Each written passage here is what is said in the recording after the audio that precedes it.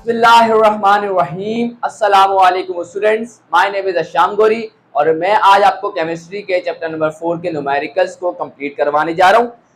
जैसा कि अगर आप जानते हैं कि मैंने 4 न्यूमेरिकल्स इस चैप्टर पे करवा दिए हैं, अब रिमेनिंग 4 जो न्यूमेरिकल्स हैं वो मैं आज आपको इंशाल्लाह कंप्लीट करवा दूंगा।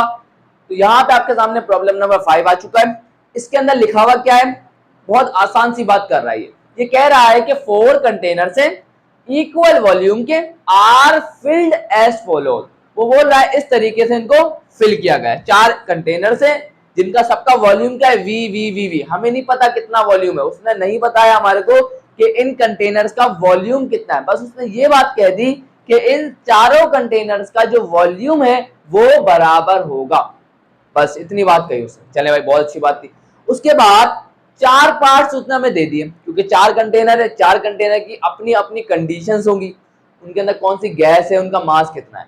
अब हमें क्या करना है, अब हमें ये करना है, ये बताना है कि इन चारों कंटेनर में से किस कंटेनर, पहला पार्ट, किस कंटेनर का प्रेशर सबसे ज्यादा होगा, और सेकंड पार्ट में हमें ये बताना है इन चारों में से किस कंटेनर का प्रेशर सबसे कम होगा। आई होप ये बात आपको समझ में आ रही है, बेहतरीन तरीके से आ रही है। तो आए तरह इस काम को शुरू करते हैं, बहुत आसान है। उसने पहले पार्ट में बताया 2 ग्राम H2 एट 0 डिग्री सेल्सियस। ये कंटेनर है, इसके अंदर उसने 2 ग्राम H2 गैस को फिल कर दिया एट 0 डिग्री सेल्सियस। अब हमें पता क्या करना है, इस कंटेनर का प्रेशर कैलकुलेट करना है। अब जरा सुनिएगा, अब मुझे थोड़ी देर सोच के बताइएगा, क्योंकि पेपर में आपको सोचना है, मुझे नहीं, आपको। तो यहां पर मुझे खुद सोच के बताएं थोड़ा सा कि आप इस कंटेनर का प्रेशर कैसे निकाल सकते हैं। तो आप बोलेंगे सर हमें प्रेशर कैलकुलेट करना है, वॉल्यूम का जिक्र आया, टेम्परेचर उसने हमें दे दिया, तो ये जो प्रेशर, वॉल्यूम और ये टेम्परेचर, ये किस इक्वेशन में आते हैं। तो आप कहेंगे फौरन सर ये तो जनरल गैस इक्वेशन में तीनों आते हैं। तो जनरल गैस इक्वेशन क्या है, PV is equal to NRT। बेहतरीन हो गया काम, एकदम बेहतरीन हो गया। चले अब स्टूडेंट मसला क्या है, सुनिएगा जरा। हमें प्रेशर कैलकुलेट करना, वॉल्यूम तो हम बोलेंगे V, हमें नहीं पता। नंबर ऑफ मोल्स गिवन है सवाल में, आप बोलेंगे सर नंबर ऑफ मोल्स तो नहीं है, यहां तो मास गिवन है। अब आपको तो पता है कि नंबर ऑफ मोल्स का एक फॉर्मूला होता है छोटा सा, कि mass in gram divided by molar mass. तो इसका मतलब हमें मास दिया हुआ है, इससे हम लोग मोल कैलकुलेट कर लेंगे। ये भी हो गया मसला हल। अब टेम्परेचर, टेम्परेचर याद रखिएगा, मैंने आपको बताया डिग्री सेल्सियस में दिया हुआ है, इससे किस में कन्वर्ट करेंगे, केल्विन में। कैसे करेंगे, 270 डिग्री को ऐड कर देंगे तो it will convert into a kelvin. चले भाई, उसके बाद हमारे पास बचा R।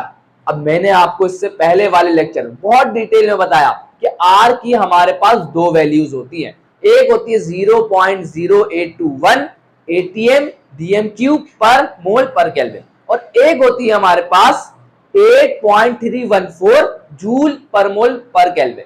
हम लोग यहाँ पे कौन सी इस्तेमाल करेंगे, सुनिएगा जरा बहुत ध्यान से, ये है इंपॉर्टेंट बात। तो R की मैं वैल्यू इस्तेमाल करने जा रहा हूं स्टूडेंट 0.0821 ATM DM क्यूब पर मोल पर केल्विन। अब आप बोलेंगे सर ऐसा क्यों, देखिए स्टूडेंट, जब मैं R की ये वाली वैल्यू इस्तेमाल करता हूं, फिर रिपीट कर रहा हूं अपने अल्फाज को मैं, अगर हम R की ये वाली वैल्यू इस्तेमाल कर रहे हैं तो इस वैल्यू को कब इस्तेमाल करेंगे, जब प्रेशर ATM में होगा, वॉल्यूम डेसीमीटर क्यूब में होगा, मोल मोल में ही होगा, और टेम्परेचर केल्विन में होगा। तो फिर आप R की ये वाली वैल्यू इस्तेमाल करेंगे। तो अगर आप गौर फरमाए, टेम्परेचर केल्विन में, अब जो हम लोग यहाँ पे जो प्रेशर कैलकुलेट करेंगे उसका यूनिट क्या आएगा, ATM आएगा। बेहतरीन हो गई बात। चले आगे बढ़ते हैं। अब स्टूडेंट मोलर मास, क्योंकि आपको पता है नंबर ऑफ मोल्स का फॉर्मूला क्या होता है, mass in gram divided by molar mass. तो मोलर मास तो है नहीं, तो मोलर मास आपको पता होना चाहिए H2 का हमारे पास मोलर मास कितना होता है, दैट इज 2 ग्राम पर मोल। ग्राम पर mole is the unit of molar mass. ये आपको पता है कि मैं इसका पहला पार्ट बहुत डिटेल में करवा रहा हूं। क्यों करवा रहा हूं, क्या, ताकि इसके अगले जो 3 पार्ट्स हैं उसमें मुझे इतनी मेहनत ना करनी पड़े, वो आप इजीली कर लेंगे, क्योंकि सेम स्टेप उनमें भी फॉलो होंगे। तो मैं डायरेक्ट उनको लिख दूंगा, सादा एक्सप्लेनेशन दे दूंगा, क्योंकि वो आप समझ चुके होंगे। चले भाई, यहां तक की बात एकदम क्लियर। हमने यहां पर P निकालना है, वॉल्यूम V है, एन नंबर ऑफ मोल्स हम कैलकुलेट कर लेंगे, आर भी आके टेम्परेचर, डेटा पूरा हो गया, हमें सिर्फ क्या कैलकुलेट करना है, प्रेशर।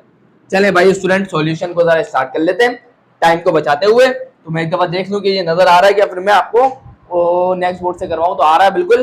तो यहाँ पे अब सॉल्यूशन की बारी, स्टूडेंट सॉल्यूशन कर लेते हैं। आपको मैंने जैसा बताया हम किसको यूज करेंगे, P V is equal to N R T. चले भाई, अब आपको एक बात पता है, नंबर ऑफ मोल्स का एक फॉर्मूला होता है, दैट इज कॉल्ड, सुनिएगा मैं यहाँ पे करवा देता हूँ, थोड़ी जगह कम ना पड़ जाए। तो हम जानते हैं या क्या, P V is equal to, number of moles का फॉर्मूला क्या होता है, mass in gram divided by molar mass, और बचा कौन, आरटी। अब यहाँ पे आपको पता है मास किसका आएगा, हाइड्रोजन का, तो इसके नीचे सब स्क्रिप्ट में लिखते हैं H2। मोलर मास किसका है, हाइड्रोजन का, तो इसके सब स्क्रिप्ट में लिखते हैं कौन, H2। अब प्रेशर कैलकुलेट करना है, तो जरा गौर फरमा लीजिएगा, P V is equal to, mass of H2 कितना है, 2, तो ये आ गया हमारे पास 2। मोलर मास ऑफ H2 कितना है, 2, तो ये आ गया हमारे पास 2। आर कितना है, दैट इज 0. रुक जाए एक मिनट, आर हमारे पास कितना है, 0.0821, और टेम्परेचर कितना है हमारे पास, 273।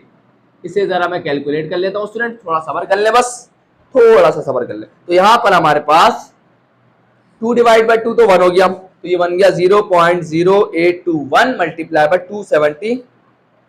273, तो आंसर आ जाएगा 22.4। तो यह हमारे पास क्या आ जाएगा, प्रेशर, मतलब ये हमारे पास आ गया पीवी, दैट इज 2.22.4। वी यहाँ मल्टीप्लाई, वहां जाके क्या कर देंगे आप लोग, डिवाइड कर देंगे, तो ये बन जाएगा 22.4 डिवाइडेड बाय वी। अब वी हमें पता नहीं है, अगर पता होता तो मैं वैल्यू पुट कर देता।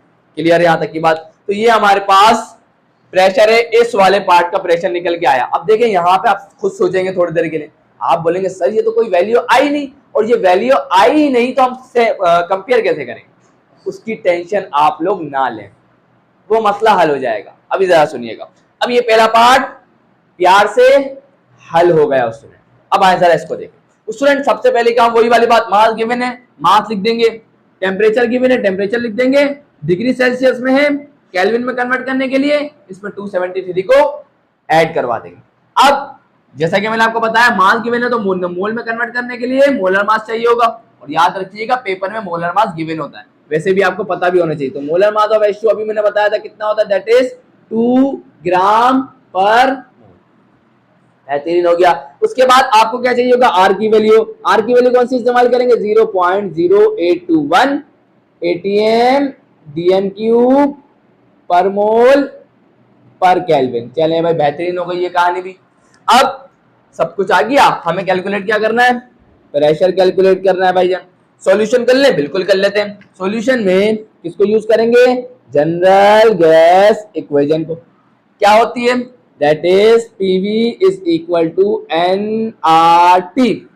हम जानते हैं नंबर ऑफ मोल्स किसके बराबर होता है, mass in gram divided by molar mass. तो ये आ जाएगा mass of H2 divided by molar mass of H2 and R into T. चले भाई बेहतरीन। तो यहाँ पर मास ऑफ H2 कितना है, दैट इज 1, ये आ गया 1। मोलर मास ऑफ H2 कितना है, दैट इज 2, और ये आ जाएगा 0.0821। सो यहाँ एक मिनट रुक गया स्टूडेंट, टेम्परेचर मैंने कैलकुलेट नहीं किया, दैट इज 546। तो यहाँ पे टेम्परेचर क्या आ जाएगा, 546 केल्विन। तो यहाँ पर इन दोनों को मल्टीप्लाई करवा के डिवाइडेड बाय 2 करेंगे तो वैल्यू निकल के आएगी क्या आपके सामने, 22.4। और यहाँ V मल्टीप्लाई हो रहा था, इक्वल टू को दूसरा जगह क्या हो जाएगा, डिवाइड। तो यहाँ से हमारे पास प्रेशर कैलकुलेट हो गया एटीएम के अंदर। किसमें हुआ है, एटीएम में। यूनिट लास्ट में लिखिएगा। क्लियर। अब आपसे मैं अगर पूछूं, अब आप पूछने की जरूरत ही नहीं पड़ी। देखें यहाँ पर इसका भी प्रेशर और इसका भी प्रेशर बिल्कुल क्या आया, सेम, एग्जैक्टली सेम आया। तो अब यहाँ पर 2 पार्ट तो हो गए, अब बाकी बचे 2 पार्ट।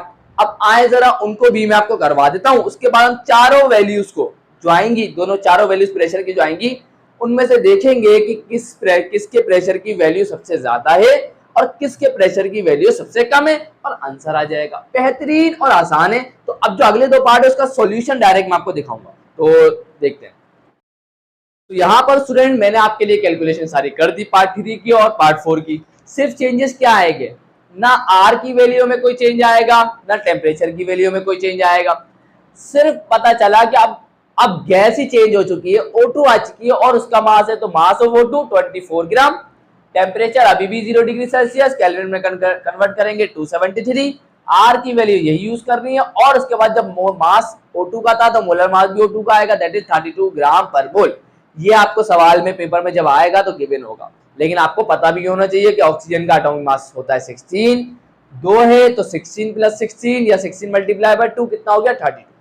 अब हमें कैलकुलेट करना pressure, PV is equal to NRT, N बराबर होता है m divide by m, mass in gram of O2 और मोलर मास ऑफ O2 कितना है, mass in gram of O2 24, molar mass कितना 32, उनको डिवाइड करा के या आप ऊपर वालों को सबको मल्टीप्लाई करवाएं और डिवाइड बाय 32 करें तो आपके पास वैल्यू आएगी 16.8 और आपको पता है प्रेशर चाहिए तो वॉल्यूम या मल्टीप्लाई वहां जाके डिवाइड हो जाएगा।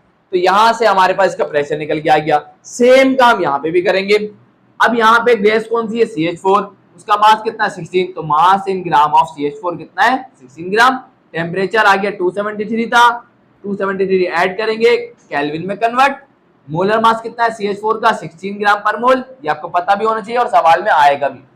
आर हमारे को पता है वो इस्तेमाल करेंगे। Pressure PV is equal to NRT, number of moles का फॉर्मूला क्या होता है, mass in gram divided by molar mass. तो ये आ गया mass in gram of CH4 divide by molar mass of CH4। Mass in gram भी CH4 का 16 है और मोलर मास भी 16 है, 16 डिवाइड बाय 16 1 और इन दोनों को मल्टीप्लाई करेंगे तो 44.8, यहाँ भी मल्टीप्लाई हो रहा था वहां से डिवाइड हो गया। अब आपको बताना है मुझे पहले वाले पार्ट का जो हमारे पास प्रेशर आया था, पहले वाले पार्ट का वो आया था 22.4 डिवाइड बाय V। दूसरे वाले पार्ट का क्या आया था, वो भी यही आया था 22.4 डिवाइड बाय V। तीसरे वाले पार्ट का देखिए कितना है 16.8 डिवाइड बाय V एंड चौथे वाले पार्ट का कितना है 44.8 डिवाइडेड बाय V। अब स्टूडेंट अब आपको कैसे पता चलेगा किसका प्रेशर ज्यादा है, इसका बहुत आसान सा तरीका बता रहा हूं, जिसकी क्योंकि वॉल्यूम सबका क्या है सेम, तो आपको प्रेशर किसको देख के पता चलेगा, न्यूमरेटर की वैल्यू को देख के। जिसकी न्यूमरेटर की वैल्यू सबसे ज्यादा होगी उसका प्रेशर सबसे ज्यादा होगा, जिसकी वैल्यू न्यूमरेटर की सबसे कम होगी उसका प्रेशर सबसे कम होगा। तो आए जरा आंसर बताते हैं। आंसर पहले पार्ट का जवाब दे रहे हैं, यहीं पे दे रहा हूं, सही है ना, ऊपर ये हमारे पहले पार्ट का जवाब। पहला पार्ट उसने बोला था पहले पार्ट के अंदर किसका, इन चारों में से किसका प्रेशर सबसे ज्यादा होगा, तो उसका जवाब क्या है 4 वाले कंटेनर का, क्योंकि 4 वाले कंटेनर की न्यूमरेटर की जो वैल्यू है दैट इज 44.8। अगर आपको ये कंफ्यूजन हो रही है कि सर प्रेशर समझ में नहीं आ रहा, तो एक आसान तरीका बताता हूं, क्योंकि उसने सवाल में आपको वॉल्यूम दिया नहीं दिया, उसने सिर्फ ये बात कही कि इन सारे कंटेनर का जो वॉल्यूम है वो बराबर है, तो आप अपनी मर्जी से अज्यूम कर लें। अब अज्यूम कर लें कि इन सारे कंटेनर का जो वॉल्यूम है वो 1 डेसीमीटर क्यूब है, अज्यूम कर लें। तो आप देखें 1 डेसीमीटर क्यूब है तो सबके डिनोमिनेटर में क्या आ जाएगा 1 और 1 से डिवाइड करेंगे कोई फर्क नहीं पड़ेगा, तो इससे आपको आसानी हो जाएगी सबके प्रेशर को देखने में। क्लियर, ये आपकी आसानी के लिए बता दिया। अब चारों में से सबसे ज्यादा न्यूमरेटर की वैल्यू किसकी है, इसकी मतलब चौथे वाले की, इसका मतलब सबसे ज्यादा प्रेशर इस वाले कंटेनर में होगा। तो इसका पहले पार्ट वाले का आंसर आ गया पार्ट 4, मतलब इसमें सबसे ज्यादा, थोड़ा सा बड़ा लिख देता हूं ताकि आपको नजर तो आए, तो इसमें सबसे ज्यादा क्या होगा प्रेशर। और बी वाला पार्ट उसने बोला था कि सबसे कम प्रेशर किसमें होगा, तो जरा चेक कर लें।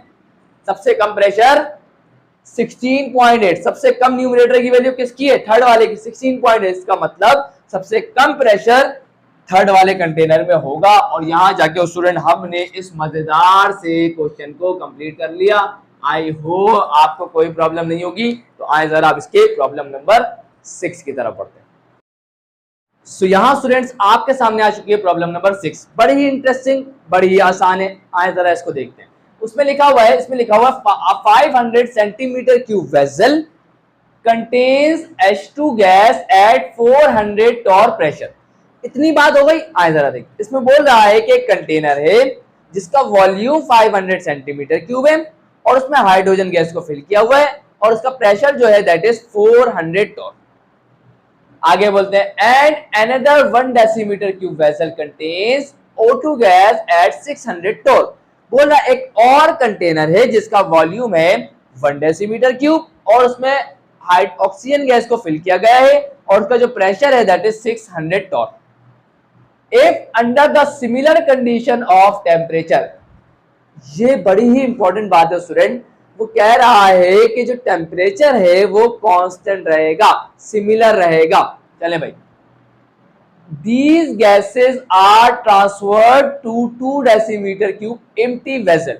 वो बोल रहा है कि अब आप क्या करें, इस H2 गैस को लें, इस O2 गैस को लें और इन दोनों गैसेस को इस नए कंटेनर में डाल दें जिसका वॉल्यूम 2 डेसीमीटर क्यूब है। आगे बात करते हैं। अब वो बोल रहा है calculate the pressure of the mixture of the gases in new vessel. अब आपको पता है H2 और O2 गैस आपस में क्या होगा, मिक्स होंगे और मिक्सचर बना लेंगे। अब ये मिक्सचर की वजह से जो इस कंटेनर की वॉल पे प्रेशर एक्सर्ट हो रहा होगा वो टोटल प्रेशर हमें कैलकुलेट करना है। याद है यहाँ पे कौन आएगा, आपको पता है यहाँ पे लगेगा Dalton's law of partial pressure जो 1901 में दिया गया था, है ना। तो यहाँ पे हमारे पास कैलकुलेट करना है कि इन दोनों non reacting mixture of gases की वजह से टोटल प्रेशर कितना लग रहा होगा। तो वो क्या थी, स्टेटमेंट क्या थी Dalton's law of partial pressure की, the pressure exerted by a mixture of non-reacting gases is equal to the sum of partial pressure of individual gases at constant volume। ये है इंपॉर्टेंट बात। तो स्टूडेंट आप खुद सोचें थोड़ी देर के लिए, यहां पे वॉल्यूम अलग है, इस कंटेनर का वॉल्यूम अलग है, जिसमें इन दोनों को डाला उसका वॉल्यूम भी अलग है। तो अब हम लोग direct Dalton's law of partial pressure नहीं लगा सकते, ये हमारे लिए एक बड़ा प्रॉब्लम आ चुका है। समझ में आ रही है बात।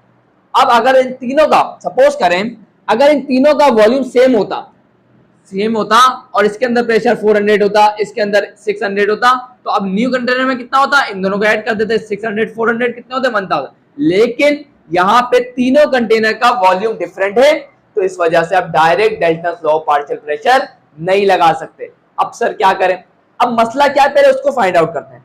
मसला क्या, सुनिएगा।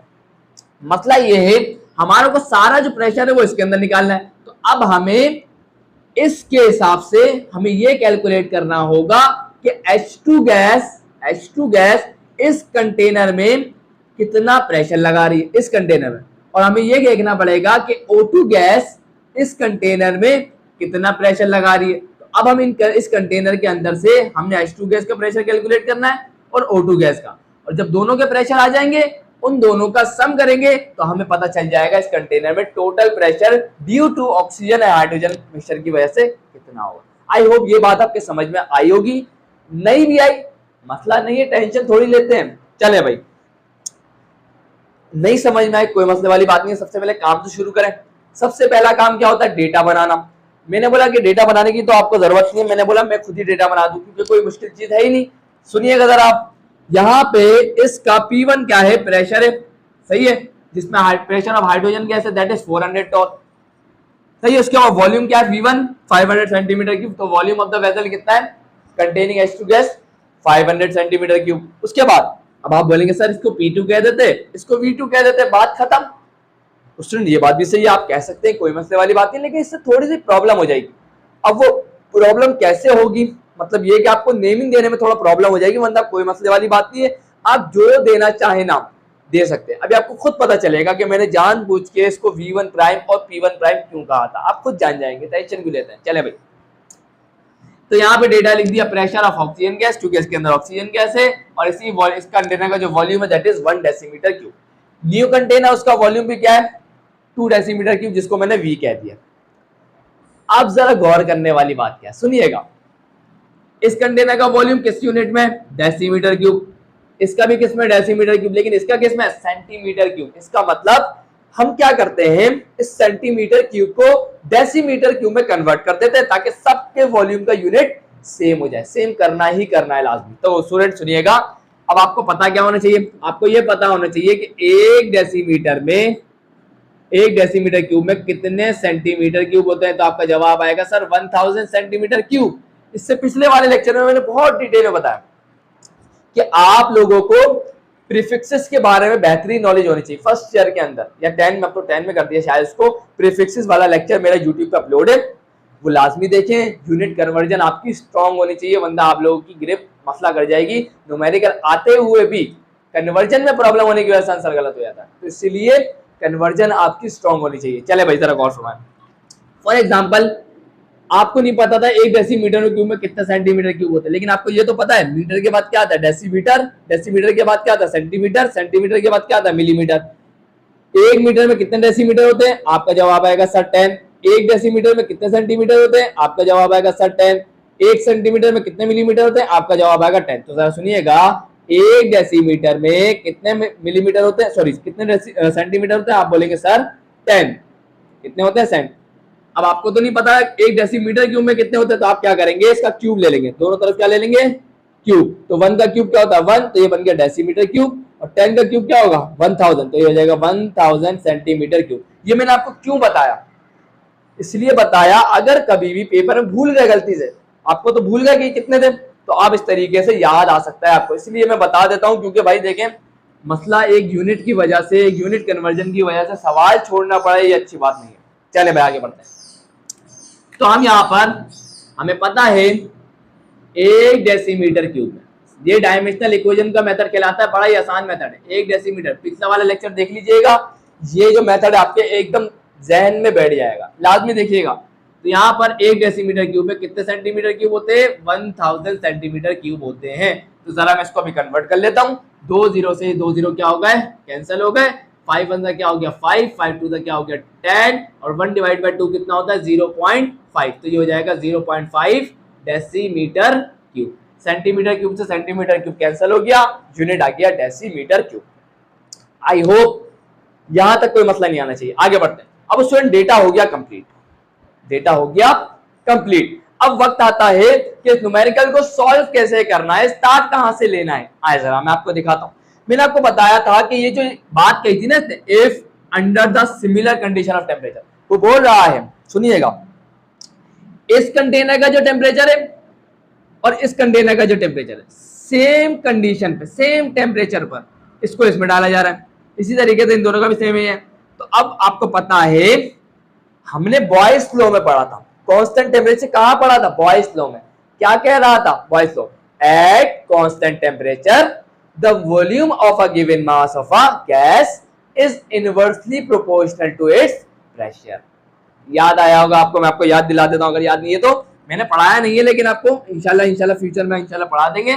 तो pressure of the volume of a given mass of a gas is inversely proportional to its pressure at constant temperature. Temperature constant होता है तो हम लगाते हैं कौन है बॉयज लॉ, और बॉयज लॉ के अंदर ही एक छोटी सी डेरिवेशन होती है जो हम इनिशियल और फाइनल कंडीशन के लिए बनाते हैं। वो क्या होती है P1 V1 is equal to P2 V2। ये हम लोग इसलिए बनाते हैं कि अगर टेम्परेचर कांस्टेंट हो, एक कंटेनर का प्रेशर P1 है और उसका वॉल्यूम V1 है, अब जो दूसरा कंटेनर है उसका प्रेशर P2 है और V2 है, तो आप इस रिलेशन को यूज कर सकते हैं। अब आप खुद सोचे, मैंने अभी आपको थोड़ी देर पहले क्या बोला था, मैंने आपको बोला था कि हमें क्या करना है, हमें इस कंटेनर के अंदर H2 गैस का प्रेशर निकालना है और इसी कंटेनर के अंदर हमें O2 गैस का प्रेशर निकालना है। तो अब हमें यहां पे प्रेशर नहीं पता ना, लेकिन वॉल्यूम तो पता है। तो अब जरा सुनिएगा, ये P1 है, ये V1 है, हमें पता है। अब सुनिएगा, इसका जो प्रेशर है, इसके अंदर जो H2 गैस का प्रेशर है उसको हम क्या कह देंगे P2, और जो वॉल्यूम है इसका, इसको हम क्या कह देंगे V2 कह देता हूं, उसको आसानी रहेगी। जरा सुनिएगा, इसको मैं V2 कह देता हूं, ये V2 है, समझ में आ रही है, इससे ना आपको आसानी रहेगी, कंफ्यूजन नहीं होगी। चले भाई क्लियर। तो अब हम बॉयज लॉ को यूज करेंगे और इस तरीके से, क्योंकि हमें P1 V1 पता है, V2 भी पता है, और P2 निकाल लेंगे कि इसके अंदर हाइड्रोजन गैस का प्रेशर कितना था। तो आई होप ये छोटी सी बात बड़ी इंपॉर्टेंट थी, इंशाल्लाह आपको समझ में आ गई होगी। तो जरा यूज करते हैं। तो अकॉर्डिंग टू बॉयज लॉ हम यहाँ पे यूज कर सकते हैं, जानते हैं P1 V1 बराबर होता है किसके P2 V2। चलें जरा गौर फरमाइएगा, यहाँ पर P1 कितना है, P1 हमारे पास है 400 टॉर्क, ये आ गया 400। आपके जहन में ख्याल आ रहा होगा सर आपने प्रेशर को क्यों नहीं कन्वर्ट किया टॉर्क में, ATM में करें। उस दिन कोई मसले वाली बात नहीं, सवाल में उसने कहा था कि आपको कि प्रेशर ATM में लेके आओ, लेकिन अगर ऐसा होता फॉर एग्जांपल इसका प्रेशर टॉर्क में होता और इसका प्रेशर ATM में होता, तो फिर मैं क्या करता, दोनों प्रेशर के यूनिट्स को सेम करता, लेकिन यहाँ तो अभी दोनों टॉर्क में, तो अब जो आंसर जो प्रेशर निकालूंगा वो भी किस में होगा टॉर्क में। तो इसमें कोई मसले वाली बात नहीं है, तो हमें यहाँ पे कोई प्रॉब्लम नहीं होगी। चले भाई, V1 कितना है, V1 हमने कन्वर्ट कर लिया, that is 0.5 decimetre cube. P2 हमें निकालना है और V2 हमारे पास कितना है, दैट इज 2 डेसीमीटर क्यूब। तो यहां से हम लोग P2 निकाल लेंगे, तो P2 बराबर किसके आ जाएगा, 400 मल्टीप्लाई बाय 0.5, जो 400 को जब 0.5 से मल्टीप्लाई करेंगे तो 200 हो जाएगा, 200 एंड डिवाइडेड बाय 2, तो 2 1 2, 2 1 2, 0 का 0, तो यहां से हमारे पास प्रेशर निकल के आ गया, दैट इज 100 टॉर्क। कितना आ गया, 100 टॉर्क। ये P2 क्या है, ये P2 असल में प्रेशर है हाइड्रोजन गैस का इन न्यू वेसल, इन न्यू वेसल। क्लियर। चले भाई, इसको आप कह सकते हैं partial pressure of H2 gas. चले भाई, अब क्या निकालेंगे, अब हम काम करेंगे किसके लिए, फॉर यहाँ पे लिख दिया, कह रहे फॉर, वहां पे भी लिख दीजिएगा किसके लिए काम किया था, यहाँ पे लिखते हैं फॉर पार्शियल प्रेशर ऑफ, यहाँ पे मैं लिख देता हूं ताकि आप याद रहे, for partial pressure of O2 gas in new vessel, in new vessel. इस न्यू वेसल में ऑक्सीजन का पार्शियल प्रेशर कितना है उसके लिए हम काम कर लेते हैं। हम जानते हैं P1 V1 बराबर होता है किसके, P2 V2 के। अब आप बोलेंगे सर, अब आपने बोला था कि ये आप बताएंगे कि आपने इसको प्राइम का नाम क्यों दिया, अब आपको इसकी वजह पता चलेगी। स्टूडेंट जरा गौर फरमाइएगा, क्योंकि ये रिलेशन सबको याद होता है। अगर मैं अब यहाँ पे P2 लिखता और इसको V2 लिखता, तो अब मैं यहाँ क्या करता, P2 V2 is equal to, अब उसके बाद जो नया प्रेशर जो बनता है उसको मैं P3 कहना पड़ता, और उसके बाद जो नया वॉल्यूम होता है उसको V3 कहना, इससे बड़ी प्रॉब्लम होती है। इससे फायदा क्या हुआ, इसका प्राइम लगा देंगे तो ये हो जाएगा P1 प्राइम, ये हो जाएगा V1 prime. Pressure new container में कितना होगा, P2, सही है, तो इसको हम दे देंगे P2 प्राइम, और वॉल्यूम कितना हो जाएगा, V2 प्राइम। सब पे प्राइम लगा दें। क्लियर हो गई बात। इस तरीके से जिंदगी आसान हो गई, मुश्किल भी नहीं हुई। चले भाई, अब यहाँ पर चले इस पे V2 प्राइम नहीं लगाएंगे, क्यों नहीं लगाएंगे इसकी मैं वजह आपको बता देता हूँ। यहाँ पर जरा सुनिएगा, कहाँ गया, ये देखिए, इसका वॉल्यूम V2 ही ना, क्योंकि हम इस कंटेनर में डाल रहे हैं तो इसको V2 ही रहने दीजिएगा। चले भाई, अब P1 प्राइम कितना है हमारे पास, 600, तो ये आ जाएगा हमारे पास 600। V1 प्राइम हमारे पास कितना, दैट इज 1। P2 प्राइम हमें क्या करना है, कैलकुलेट, और V2 हमारे पास कितना है, दैट इज 2। तो यहां से आगे बढ़ते जरा, जगह कम पढ़ लिए, तो जरा मैं यहाँ पे कैलकुलेशन कर रहा हूँ, जरा देख लीजिएगा। चले भाई, 2 यहाँ मल्टीप्लाई, वहां जाके क्या होगा, डिवाइड, तो यहां से P2 प्राइम हमारे पास क्या निकल जाएगा, दैट इज 600 1 600, और यहाँ 2 मल्टीप्लाई में तो वहां जाके डिवाइड हो गया, 2 1 2 2 3 6, 0 का 0, तो यहां से हमारे पास प्रेशर कितना निकल गया, that is 300 torque. I hope यहां तक की बात भी क्लियर हो गई होगी, सही है ना, बेहतरीन हो गया काम एकदम। चले भाई, अब हमारे पास partial pressure of O2 gas निकल गया, partial pressure of H2 gas भी निकल गया भाई। तो अब हम क्या निकाल लेंगे, अब इस कंटेनर का टोटल प्रेशर निकाल लेंगे फॉर PT। इससे ना याद रहता है कि हम, हमारा मकसद क्या है, क्या करने जा रहे हैं। तो according to Dalton's law of partial pressure, Dalton's law of partial pressure, तो यहां पर हम जानते हैं डेल्टन्स लॉ ऑफ पार्शियल क्या, प्रेशर क्या कहता है, टोटल प्रेशर बराबर होगा किसके, PH2 प्लस का partial pressure of O2 gas. ऐसा ही है। अब यहाँ पे हमने H2 गैस के पार्शियल प्रेशर को कहा है P2, तो मैं यहाँ डायरेक्ट P2 लिखता हूँ, ये आ जाएगा P2, और partial pressure of oxygen gas को हमने कहा है P2 प्राइम, तो ये आ जाएगा P2 प्राइम। तो यहाँ पे इन दोनों को ऐड कर देंगे, तो ये आ जाएगा PT is equal to partial pressure of hydrogen gas है हमारे पास 100, तो ये आ जाएगा 100 plus partial pressure of oxygen gas कितना है 300, तो ये आ जाएगा 300, और 300 प्लस का 100 कितना हो जाएगा, दैट इज 400, और यूनिट क्या आएगा, टोर, तो ये आ जाएगा हमारे पास टोर। आई होप कि ये न्यूमेरिकल आपको परेशान नहीं कर रहा होगा, बेहतरीन है, आसान है, सिर्फ थोड़ा सा दिमाग है बस। सॉल्यूशन आप खुद देख सकते हैं, बिल्कुल भी लंबा नहीं था, सिर्फ क्या था, कॉन्सेप्ट जो था ना वो थोड़ा सा लंबा था, जो मैंने इंशाल्लाह आपको समझाने में कामयाब हो गया हूँ कि हमने क्यों बॉयज फ्लो लगाया, क्योंकि बॉयज फ्लो लगता ही कब है, एट कांस्टेंट टेम्परेचर पर। तो ये न्यूमेरिकल इंशाल्लाह आपको परेशान नहीं करेगा। तो आइए जरा अब इसके नेक्स्ट प्रॉब्लम की तरफ बढ़ते हैं। सो यहाँ पर स्टूडेंट्स आप लोगों के सामने आ चुका है प्रॉब्लम नंबर 7। बड़ा ही इंटरेस्टिंग है। आइए जरा इसको देखते हैं। तो यहाँ पे लिखा हुआ if 16 centimetre cube of hydrogen gas effuses in 30 second. वो बोल रहे हैं, अब देखिए आपको पता होगा इफ्यूजन और डिफ्यूजन में फर्क क्या होगा। डिफ्यूजन में जो होता है हमारे पास जो जगह होती है वो ज्यादा बड़ी होती है, लेकिन इफ्यूजन में जो फैलती है गैस वो एक स्मॉल होल से, जैसे कि परफ्यूम का जो स्मॉल होल होता है उस तरीके से निकलती है। तो ये हम कहते हैं इसको इफ्यूजन। यहाँ पे बोल रहे हैं कि वो हाइड्रोजन गैस जो इफ्यूज हो रही है 30 सेकेंड में 16 सेंटीमीटर क्यूब हो रही है फ्रॉम अ पोरस मटेरियल।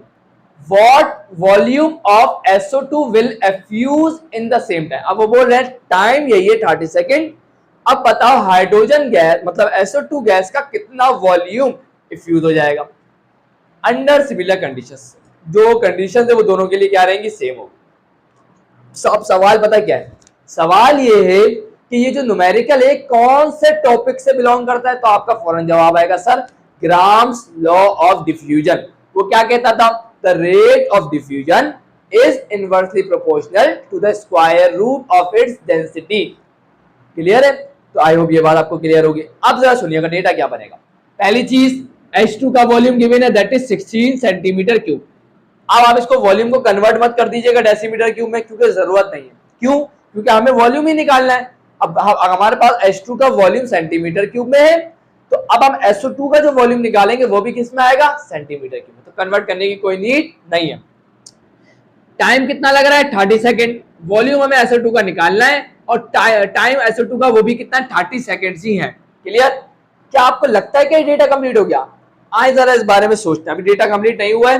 अब जरा सुनिएगा, ग्राम फ्लो लगेगा according to Graham's law. Graham's law क्या कहता है पहले उसकी बात सुनते हैं। According to Graham's law of diffusion, Graham's law of diffusion.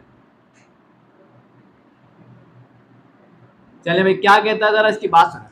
क्या कहता है ये कहता है R A divided by R B बराबर होता है किसके, अंडर रूट।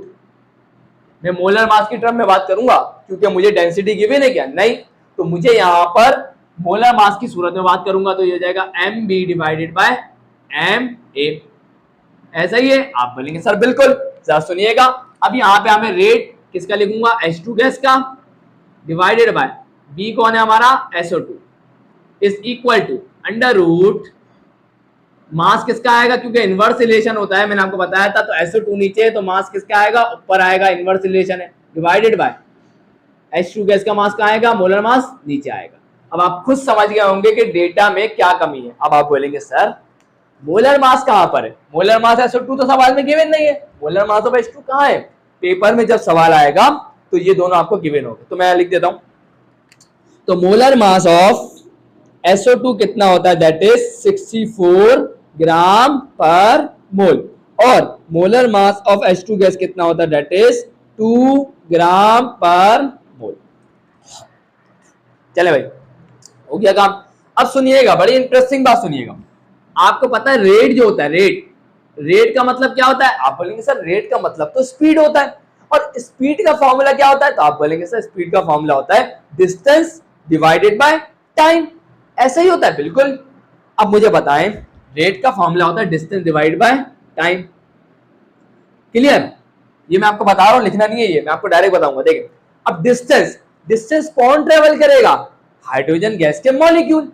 अब उनका वॉल्यूम कितना था, वॉल्यूम था 16 सेंटीमीटर क्यूब। इसका मतलब उन्होंने कितना डिस्टेंस, उनके पास मूव करने की जगह कितनी है, इतनी है। तो इसका मतलब जो हमारे पास रेट होगा वो यहाँ पे वॉल्यूम, डिस्टेंस जो होगा वो वॉल्यूम से रिप्लेस हो जाएगा और बाकी टाइम अपनी जगह पर।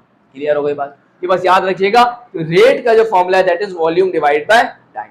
चले भाई, तो यहाँ पर RH2 की जगह पे क्या आ जाएगा, volume of H2 gas divided by time required for H2 gas. चले भाई डिवाइडेड बाय, उसके बाद RSO2 की जगह पे क्या आ जाएगा, volume of SO2 gas divided by time for SO2 gas is equal to, जरा सुनिएगा, molar mass of SO2 gas कितना है। आप बोलेंगे सर क्या बात कर रहे हैं, molar mass of SO2 gas कितना है, दैट इज 64, और molar mass of H2 gas कितना है, दैट इज 2। जरा काट दें इसको, 2 1 जा 2 and 2 3 जा 6 and 2 2 जा बेहतरीन हो गई कहानी। चल अब सुनिएगा स्टूडेंट, अब यहां पर वॉल्यूम ऑफ H2 कितना, दैट इज 16, तो ये आ जाएगा हमारे पास 16 डिवाइडेड बाय टाइम कितना था 30, तो ये आ जाएगा 30 seconds divided by volume of SO2 हमें निकालना है, एंड टाइम कितना लगा, टाइम कितना लगा वो भी 30 सेकेंड्स। चलो बेहतरीन हो गया काम। अब इस इक्वल टू ये बचेगा √32। अब यहां पर स्टूडेंट ये वाले 30 से ये वाला 30 क्या हो गया, कैंसल, तो यहां पर बचा कौन, 16 divided by VSO2 is equal to √32। Clear. अब यहां से VSO2 निकालना है, तो यहाँ डिवाइड हो रहा वहां जाके मल्टीप्लाई होगा, √32 यहाँ मल्टीप्लाई हो रहा वहां जाके डिवाइड होगा। तो जरा गौर फरमा लीजिएगा, बस एंड चल रहा है, जरा ज्यादा टाइम नहीं लूंगा आप लोगों का, वैसे ही वीडियो काफी ज्यादा लंबी हो गई कॉन्सेप्ट सिखाने के चक्कर में। चले भाई, तो यहाँ पे √32 मल्टीप्लाई हो रहा है, यहाँ के 16 से क्या हो जाएगा, डिवाइड हो जाएगा, और यहाँ पर VSO2 डिवाइड हो रहा था वहां जाके मल्टीप्लाई हो जाएगा। चले भाई, उसके बाद इसको कैलकुलेट कर लेते हैं कैलकुलेटर की मदद से। तो यहाँ पर जरा चेक करते हैं कितना आ रहा है। तो यहाँ पर 16 डिवाइडेड बाय √32, √32 हमारे पास आ जाएगा आंसर 2.82।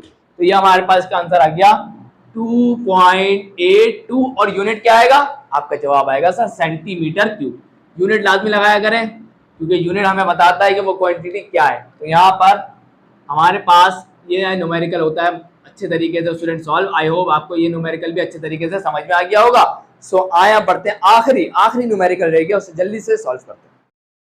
सो यहाँ पर स्टूडेंट आपके सामने आ चुकी है प्रॉब्लम नंबर 8। आइए जरा इसको देखते हैं। इसमें लिखा हुआ 40 decimetre cube of H2 gas was collected over water at 831 torr pressure। वो कह रहा है कि H2 गैस का जो वॉल्यूम था वो था 40 डेसीमीटर क्यूब जब हमने उसे वाटर के जरिए कलेक्ट किया। अब आपको पता है जब हम किसी भी गैस को वाटर के जरिए कलेक्ट करते हैं और उस वक्त जो उसका प्रेशर है वो सिर्फ H2 गैस का नहीं होगा, क्योंकि जब वो वाटर के जरिए कलेक्ट की गई है तो उसमें वाटर वेपर्स भी आए होंगे, उनका भी कुछ ना कुछ प्रेशर होगा। तो यहाँ पे जो ये प्रेशर है वो मॉइस्ट गैस का प्रेशर है। मॉइस्ट गैस से मुराद उसके अंदर ड्राई गैस भी होगी, मतलब H2 गैस सूखी हुई भी होगी, और उसमें कुछ वेपर्स भी होंगे H2 के जो प्रेशर लगा रहे होंगे। तो ये जो प्रेशर वो हमें दे रहा है दैट इज P मॉइस्ट। चले भाई आगे बढ़ते हैं। एट 23 डिग्री सेल्सियस, तो टेम्परेचर हमने उसको कह दिया T1, 20 डिग्री सेल्सियस था, और केल्विन में करने के लिए प्लस का 273 कर देंगे। चले भाई, what would be the volume of dry gas at standard conditions. वो बोल रहा है आप क्या करो, ड्राई गैस का वॉल्यूम मुझे निकाल के दो एट स्टैंडर्ड कंडीशन, मतलब STP। अब आपको पता है STP कंडीशन की जब बात आती है तो प्रेशर कितना हो जाता है 1 atm, और टेम्परेचर कितना हो जाता है 0 डिग्री सेल्सियस, मतलब 273 केल्विन। जरा देखिएगा यहाँ पर, अब ये था टेम्परेचर T1। अब जो कंडीशन में वो बोल रहा है उस वक्त टेम्परेचर कितना हो जाएगा T2, और प्रेशर कितना हो जाएगा, मैं प्रेशर लिख दूं, प्रेशर कितना हो जाएगा P2। तो जो प्रेशर जो है P2 हो जाएगा, उसका जो हमें बताया जा रहा है प्रेशर ATM। तो यहाँ पे टोर में गिवन था, तो हम टोर में बताऊंगा एक ATM में कितने टोर होते हैं 760, डायरेक्ट टोर में लिखेंगे। चले भाई, ये स्टैंडर्ड कंडीशन पे हमें क्या करना है, वॉल्यूम निकालना है, सही, किसका, ड्राई गैस का, मतलब V2। ड्राई गैस का वॉल्यूम निकालना है, जिसको हम क्या कहते हैं V2 हमें निकालना है। वॉल्यूम V2 क्या है, वॉल्यूम ऑफ ड्राई गैस हमें निकालना है। चले भाई, और वो बोल रहा है कि जो वेपर प्रेशर का जो water vapour pressure of water है वो है 21 टॉर। तो ये हमारे पास आ गया 21 टॉर। चले भाई, अब सबसे पहले क्या काम करेंगे, सबसे पहले जब हमें वॉल्यूम किसका निकालना है, ड्राई गैस का, तो पहले ड्राई गैस का प्रेशर पता होना चाहिए। तो हम यहाँ पे यूज करेंगे, हम जानते हैं प्रेशर ऑफ ड्राई गैस बराबर होता है किसके, pressure of moist gas minus pressure of water vapour. अब आप बोलेंगे सर कैसे याद रखेंगे ये फॉर्मूला, बहुत आसान है, मैंने आपको बताया ना। प्रेशर ऑफ मॉइस्ट गैस का क्या मतलब होता है, इसके अंदर प्रेशर ऑफ H2O भी होता है, मतलब वाटर वेपर की वजह से प्रेशर, प्लस ड्राई गैस की वजह से जो प्रेशर, इन दोनों का सम जो होता है वो होता है मॉइस्ट। यहाँ से आप ड्राई गैस के लिए अरेंज कर लेंगे तो ये प्लस का वहां जाके क्या हो जाएगा माइनस का। चले भाई, प्रेशर ऑफ ड्राई गैस हमें निकालना है, जिसको हम क्या कहते हैं, पी ड्राई गैस को हम कह देते हैं P1, सही है। और P माइनस, क्योंकि यहाँ पे हमारे पास P1 क्या होगा, ड्राई गैस का प्रेशर होगा। P माइनस कितना है हमारे पास 831 माइनस वाटर वेपर का प्रेशर कितना, दैट इज 21। इसमें से इसको माइनस कर देंगे तो ये हमारे पास क्या आ जाएगा 811 और यूनिट क्या आ जाएगा टॉर्क। तो यहां से हमारे पास क्या आ गया P1। चले भाई, अब यहाँ पे आपको पता है 3 वेरिएबल होगा, एक P1, V1 और T1, इसी तरीके P2, V2 और T2। ये हमारे पास एक इक्वेशन में कब आते हैं, जनरल कंबाइन इक्वेशन में। तो यहाँ पे according to combine equation, according to combine equation, combined equation, तो यहाँ पर हमारे पास कंबाइंड इक्वेशन क्या है, P1 V1 divided by T1 is equal to P2 V2 divided by T2। चले भाई, तो यहाँ से इसको हम लोग V2 के लिए अरेंज कर लेते हैं, क्योंकि हमें V2 निकालना है। तो ये V2 के लिए अरेंज करेंगे तो क्या हो जाएगा P1 V1 T2, यहाँ डिवाइड में यहाँ के क्या होगा मल्टीप्लाई डिवाइडेड बाय T1 अपनी जगह पर है, P2 यहाँ V2 यहाँ मल्टीप्लाई हो रहा है, यहाँ के क्या हो जाएगा, सॉरी P2 यहाँ मल्टीप्लाई हो रहा है, यहाँ के क्या हो जाएगा डिवाइड हो जाएगा। तो यहाँ पे जाके स्टूडेंट हमारे पास P1 कितना है, P1 हमारे पास है 811 और V1 कितना है 40 मल्टीप्लाई बाय T2 कितना है हमारे पास, T2 हमारे पास 273 एंड P1 कितना है हमारे पास 296 एंड P2 हमारे पास कितना, दैट इज 760 टॉर्क। इनको आप मल्टीप्लाई करेंगे तो आपके पास वॉल्यूम निकल के आ जाएगा, तो ये आ जाएगा 39.31 और यूनिट क्या आएगा, यूनिट यहाँ पे वॉल्यूम किस में था डेसीमीटर क्यूब में, तो इसका भी वॉल्यूम किस में आएगा डेसीमीटर क्यूब है। आई होप यहाँ जाके स्टूडेंट ये न्यूमेरिकल हमने सॉल्व कर लिया सक्सेसफुली। आई होप जितने न्यूमेरिकल मैंने आज आपको इस वीडियो में कराए वो सारे न्यूमेरिकल आपको एकदम क्लियर होंगे। सो आज की मैं वीडियो यहीं एंड करता हूँ। वीडियो अच्छी लगी तो लाइक जरूर करिएगा, चैनल को सब्सक्राइब करके बेल आइकन प्रेस करके ऑल पे जरूर क्लिक करिएगा। सो मिलता हूँ नेक्स्ट वीडियो में, तब तक के लिए अल्लाह हाफिज।